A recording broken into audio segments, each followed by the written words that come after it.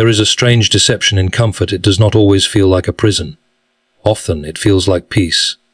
It tells you that you have worked hard enough, that you should be satisfied with what you already know, that there is no need to disturb the life you have carefully arranged. And because comfort rarely demands anything from you, you begin to mistake its silence for happiness. But growth has never been so gentle. There comes a point in every life when the person you have become is no longer capable of carrying the person you are meant to become. The habits that once protected you begin to limit you. The excuses that once seemed reasonable begin to sound childish. The fears you once obeyed begin to reveal themselves for what they were. Not walls, but permissions you kept giving yourself to remain unchanged. This is the uncomfortable truth about becoming stronger. You cannot carry every version of yourself into the future. Something must be left behind. And often that something is not your circumstances. It is your thinking. It is the familiar voice inside you that says, stay where you are. At least here, you know what to expect. It is the part of your mind that prefers a small life it understands to a greater life it cannot yet predict. You may believe you are afraid of failure, when in reality you are afraid of becoming someone who can no longer return to the old excuses. You may think you need more motivation, when what you really need is the courage to disappoint the comfortable version of yourself. Growth begins when you stop asking, how can I remain comfortable? And begin asking, what must I become? Because the mind that keeps you comfortable will always have an explanation for why you should not change today. It will remind you of your past. It will magnify your difficulties. It will tell you that you are not ready, not capable, not certain enough.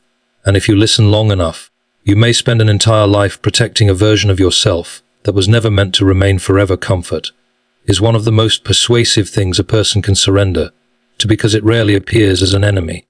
It does not come with a warning sign. It does not announce that it intends to weaken you. It simply offers you what you already know. It tells you that tomorrow can look like yesterday, that you have suffered enough, that there is no reason to ask more of yourself when you can remain exactly as you are. And because nothing seems to be demanded from you, you begin to believe that you have finally found peace. But peace and comfort are not always the same thing. Real peace can exist in the presence of difficulty. A person may be struggling and still possess a quietness within. Comfort, however, often depends upon the absence of difficulty. It wants the road without the hill, the reward without the discipline, the confidence without the testing that produces it. It asks very little from you, and therefore it gives very little to you. This is why comfort can become dangerous when it becomes a way of life. The mind naturally prefers what is familiar. It does not necessarily ask whether the familiar thing is good. It asks whether it is known. A habit may be destroying your potential, yet because you have repeated it for years, it feels safer than change. A small ambition may be disappointing you, yet because it is familiar you defend it. An excuse may have become so well practiced that you no longer recognize it as an excuse. You simply call it reality. And this is how a person can remain trapped without ever seeing chains. The prison is built from small decisions. You postpone the difficult task because you are tired. You avoid the uncomfortable conversation because you want peace. You refuse to learn because you are afraid of looking inexperienced. You stay where you have already mastered everything because beginning again would make you feel small. None of these choices appears catastrophic by itself, but a life is rarely ruined by one enormous decision. More often, it is quietly reduced by hundreds of small decisions to remain comfortable. The tragedy is that comfort often rewards you immediately. You avoid the work and you feel relief. You remain silent and the tension disappears. You abandon the difficult goal, and disappointment temporarily becomes easier to bear. Your mind learns the lesson quickly. Escape produces relief. But what feels like relief today can become regret tomorrow. Growth requires something different. It requires you to tolerate the temporary discomfort of becoming unfamiliar with yourself. You must sometimes wake when you would rather sleep, continue when nobody praises you, learn when you would rather pretend you already know, and remain faithful to a purpose even when your feelings have stopped cooperating. This does not mean that every painful thing is valuable. Suffering by itself does not make a person wiser, but there are difficulties that reveal what comfort conceals. They show you where your discipline is weak, where your fears govern you, where your pride prevents you from learning, and where you have confused ease with happiness. The strange thing about becoming stronger is that you often discover your weakness only after you stop protecting it. The comfortable mind says, do not risk losing what you have. The growing mind asks, what might I become if I stop being afraid of losing it? That question changes the direction of a life. You begin to understand that not everything familiar deserves to be preserved. Some habits must die because they belong to a version of you that no longer has a place in your future. Some desires must be questioned because they were created by comparison rather than conviction. Some routines must be broken because they keep producing the same person while you keep asking for a different life. And perhaps the darkest truth is that nobody can force you out of this prison. Someone may encourage you. Someone may warn you. Someone may believe in you when you cannot believe in yourself. But eventually you must decide that the comfort you are defending is costing you more than the discomfort you fear, and that the life waiting beyond your familiar limitations is worth becoming unfamiliar with the person you have been. There is a strange contradiction in the desire to become better. We often ask for a new life while secretly protecting the mind that created the old one. We want greater strength, but we do not want to feel weak while learning it. We want courage, but we want certainty before we act. We want discipline, but we continue negotiating with every feeling that tells us to stop. We want growth, yet we become frightened when growth asks us to leave something familiar behind. The difficulty is not always that you do not know what must change. Very often, you know. You know which habit is wasting your time. You know which fear has been making decisions for you. You know which excuse you have repeated so often that it has become part of your identity. The uncomfortable part is that knowing the truth creates responsibility. Once you see the door, you can no longer comfortably pretend that there is no way out. The mind that fears change is clever, because it rarely speaks in the language of fear. It speaks in the language of reason. It tells you to wait until circumstances improve. It tells you that you should prepare a little longer. It reminds you of everything that could go wrong. It compares your beginning with somebody else's middle, and concludes that you are not capable. It calls hesitation wisdom and calls obedience to fear prudence. But wisdom does not mean refusing every risk. Sometimes wisdom is recognizing that remaining unchanged has become the greater danger. A person can become so loyal to an old version of himself that he begins to defend the very limitations he claims to hate. He says, "This is simply who I am." But perhaps it is not who he is. Perhaps it is only who he has practiced being. There is an enormous difference between identity and habit, yet people confuse them every day. They repeat the same reactions, make the same choices, tolerate the same weaknesses, and then wonder why their lives keep producing the same results. Growth begins when you become willing to question that pattern. This does not mean despising yourself. You do not need to hate the person you have been in order to become someone stronger. The old version of you may have survived circumstances that required caution. It may have learned to avoid disappointment, because disappointment once hurt deeply. It may have learned to remain silent, because speaking once brought consequences. It may have learned to choose comfort, because comfort was easier to understand. But a strategy that once protected you can eventually prevent you from living. There comes a time when the habits that helped you survive must be examined before they are allowed to govern your future. You cannot spend your entire life responding to yesterday's fears as though they are still happening today. The mind that fears change wants guarantees. Growth rarely provides them. It asks you to move before you can see the entire road. It asks you to become a beginner again. It asks you to endure the embarrassment of not knowing, the loneliness of being misunderstood, and the frustration of progress that cannot yet be measured. This is why genuine growth often feels less like becoming powerful and more like becoming uncomfortable. You begin to notice how often you have depended upon certainty. You notice how easily you abandon a good decision when your emotions become inconvenient. You notice how quickly you seek approval when your own conviction is still fragile. And slowly, you understand that the greatest obstacle was not always the world outside you. Sometimes it was the part of your own mind that demanded permission before allowing you to change. You cannot build a new life while continually asking the old mind to approve every step. The old mind will naturally defend what it knows. It will tell you that the familiar struggle is safer than the unfamiliar possibility. It will remind you of who you were whenever you begin to act like who you could become. So growth requires a kind of inner separation. You must learn to hear the fearful voice without obeying it. You must distinguish caution from cowardice, patience from procrastination, and genuine rest from comfortable avoidance. The goal is not to become fearless. It is to stop allowing fear to become the final authority over your life, because the moment you stop protecting every weakness, simply because it is familiar, you begin to discover that change was not destroying you at all. It was asking you to stop living beneath the capacity you had spent so long refusing to develop. There is a point in growth when the greatest obstacle is no longer the world around you, but the person you have become within it. You may change your surroundings, meet new people, learn new things, and even set new goals, yet still carry the same fears, excuses, and habits into every new place. And if the mind remains unchanged, the new circumstances eventually become another version of the old life. This is one of the hardest truths about growth. You cannot become different while remaining completely loyal to everything that made you who you were. There are habits that feel harmless because they have become ordinary. You tell yourself that you will begin tomorrow. You promise that after things become easier, you will become disciplined. You wait until you feel confident before taking the step that would have produced confidence. You explain your failures by pointing towards circumstances, other people, bad timing, or your past. Some explanations may even be true. But when an explanation becomes a permanent excuse, it stops helping you understand your life and begins helping you avoid changing it. An excuse is powerful because it gives you relief without requiring transformation.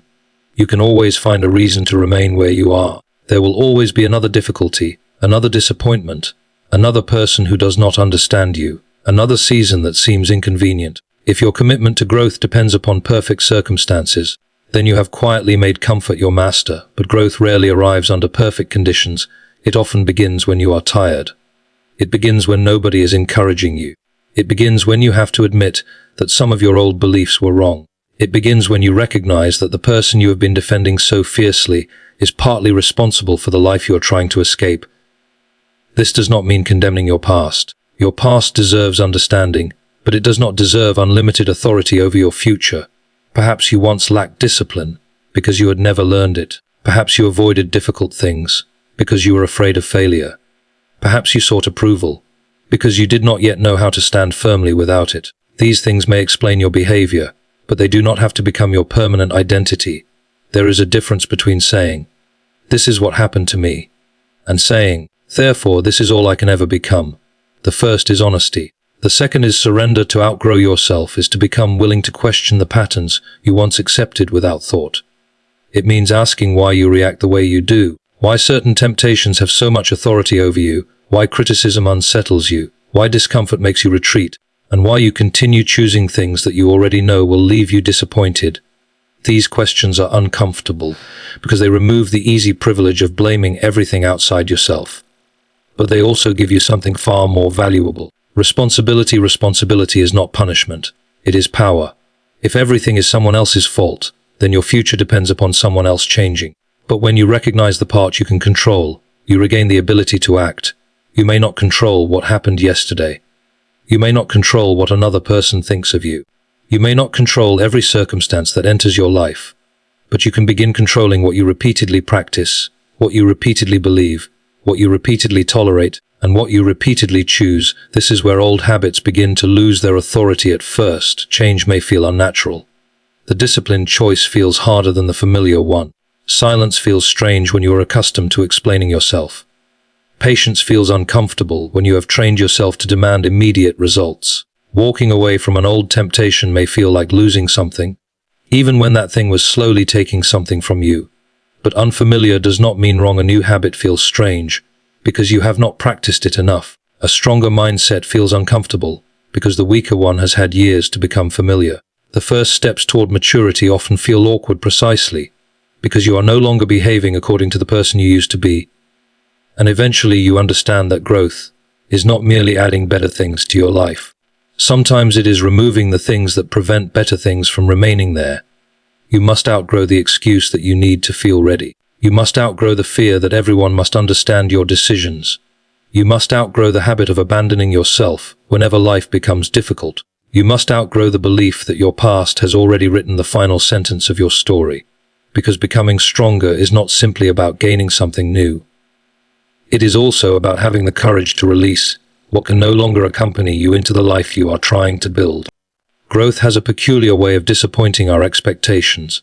We imagine that becoming stronger will make life easier, that once we have developed discipline we will no longer struggle, that once we understand ourselves we will stop being afraid. But often the opposite happens first. The moment you decide to change, you become more aware of the things within you that still need changing. The weaknesses you once ignored become visible. The habits you once excused begin to disturb you. The distance between who you are and who you want to become becomes impossible to ignore.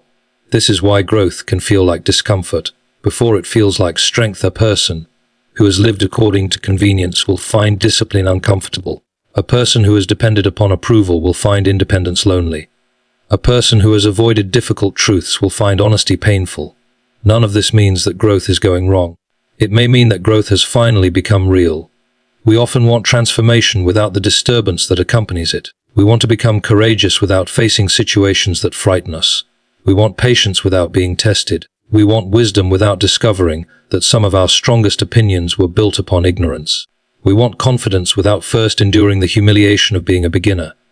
But there is no shortcut around this. You cannot become stronger by constantly arranging your life so that your weaknesses are never challenged. A muscle does not become stronger because it is protected from resistance. And neither does the mind. There must be something that asks more of you than you have previously been willing to give. There must be moments when your feelings say, stop, while your principles say, continue. There must be days when nobody notices your effort, and you must decide whether the effort is still worth making. These moments are not interruptions to growth. They are the place where growth happens. The trouble is that discomfort has a convincing voice. It tells you that because something is difficult, it must be wrong. It tells you that because you are uncertain, you should retreat. It tells you that because progress is slow, the goal is pointless. It makes temporary struggle appear like permanent failure, but discomfort is not always a warning. Sometimes it is evidence that an old way of living is being challenged. Think of the person who has always avoided responsibility. The first time he begins keeping promises to himself, life may feel heavier. He can no longer blame forgetfulness for broken commitments. He has to organize his time. He has to say no. He has to accept that his choices have consequences. The freedom he wanted now comes with responsibility, and responsibility rarely feels light in the beginning, yet this is the strange exchange growth offers. As you receive a little strength, you surrender an excuse and receive responsibility, immediate pleasure. You surrender greater capacity and receive a greater capacity to wait. You surrender to everyone and receive the freedom to follow what you know is with price is uncomfortable, but the alternative has a price too. Remaining unchanged may feel easier today, but it can become painfully expensive over years. The opportunities you never pursued, the abilities you never developed, the conversations you never had, and the person you never became can eventually form a kind of regret that no temporary comfort can erase. This is why you must learn to distinguish between pain that destroys you and discomfort that develops you. Not every difficult road is your road. Not every struggle deserves to be endured. But if you abandon every meaningful pursuit the moment it becomes uncomfortable, you will eventually train your mind to associate difficulty with escape, and a mind trained to escape difficulty will eventually escape from its own potential. There will be days when you feel weaker instead of stronger. There will be moments when your progress seems invisible. You may even wonder whether all the discipline, patience, and sacrifice are accomplishing anything at all. But roots grow in darkness before branches appear in the light. Much of what changes you will not be visible immediately. The quiet decision to keep going, the refusal to return to an old habit, the ability to remain calm when you could react, the courage to begin again after failure. These things may look insignificant to the world, yet they are changing the person who will eventually carry your future. So do not mistake discomfort for defeat. Sometimes the life you are trying to build requires you to become uncomfortable with the life you have been living. Uncomfortable with the excuses you once accepted, uncomfortable with the weaknesses you once protected, and uncomfortable enough to finally become willing to grow beyond them. There is a peculiar sadness in becoming a different person. We speak of growth as though it were only an addition, as though becoming stronger simply means collecting new habits, new knowledge, new confidence, and new victories. But real growth is often a kind of farewell. You do not merely gain a new way of living. You must sometimes release the person who survived by living the old way, and that person deserves compassion. The version of you that was afraid was not necessarily foolish. The version of you that sought approval was not necessarily weak. The version of you that avoided difficulty may have been trying, in the only way it knew, to protect you from disappointment. Perhaps there was a time when comfort was necessary. Perhaps silence was safer. Perhaps keeping your expectations small was easier than repeatedly watching them break. But what once protected you can eventually become the very thing that prevents you from becoming free. This is one of the hardest truths about growth. You cannot remain loyal to every version of yourself, simply because that version helped you survive a previous season. There are habits you learned because they worked once. There are fears you developed because something painful happened. There are beliefs you accepted because they made sense when you were younger, less experienced, or less certain of your worth. But time moves forward, even when the mind wants to remain in the past.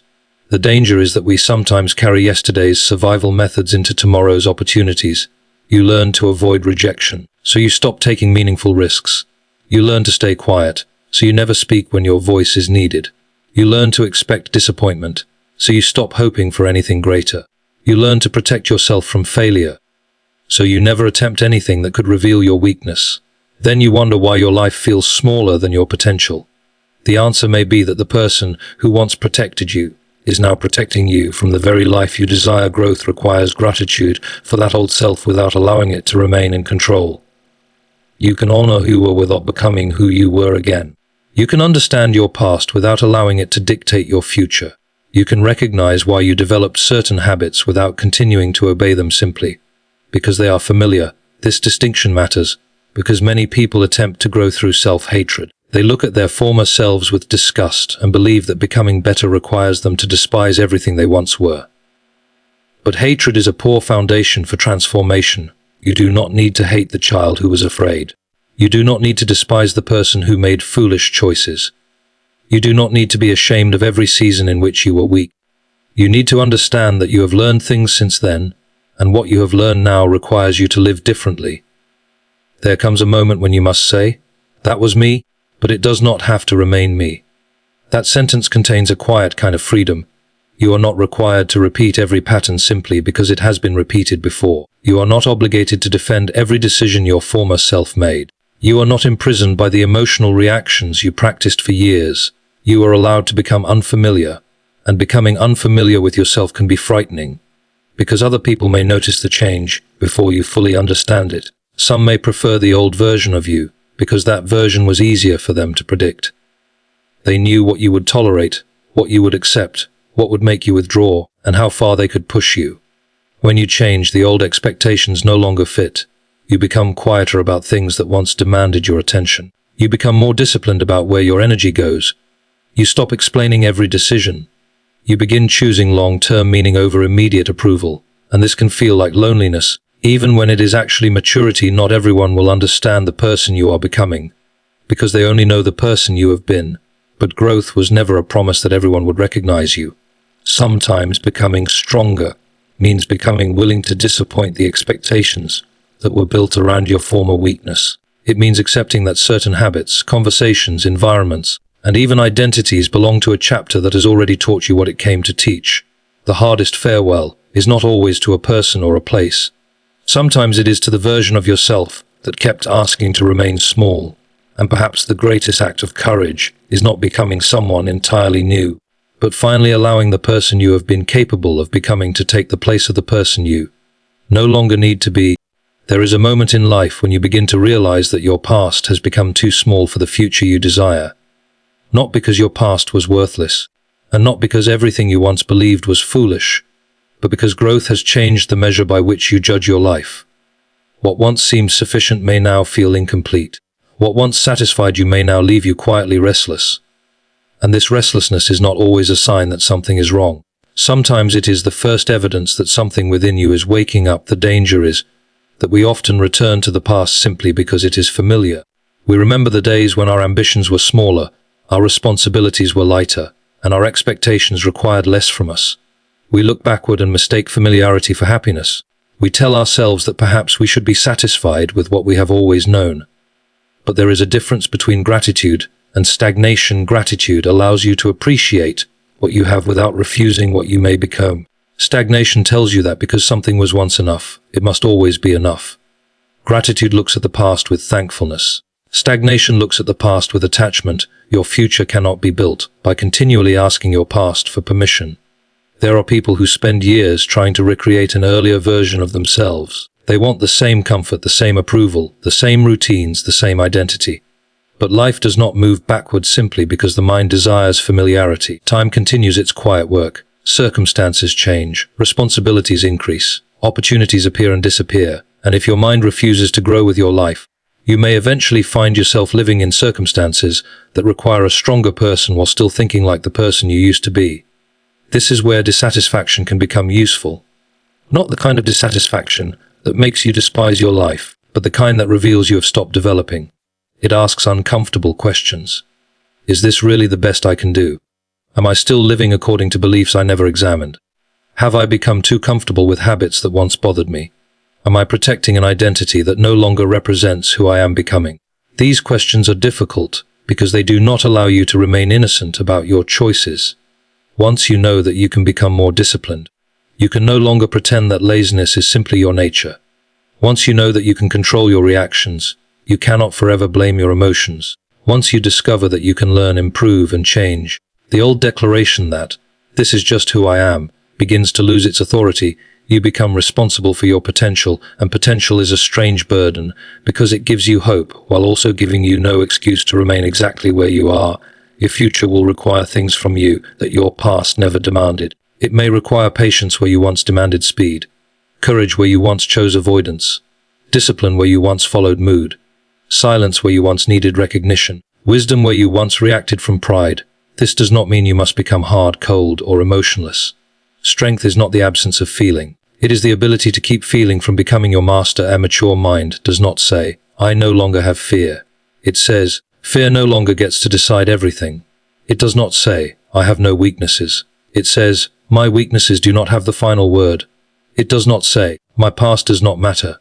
It says, "My past can teach me without ruling me." This is how a person begins to outgrow an old life from the inside. The circumstances may remain unchanged for a while. The results may not appear immediately. Other people may not notice anything different. But your decisions begin to change. And eventually your decisions begin to change your direction. You stop asking what is easiest and start asking what is right.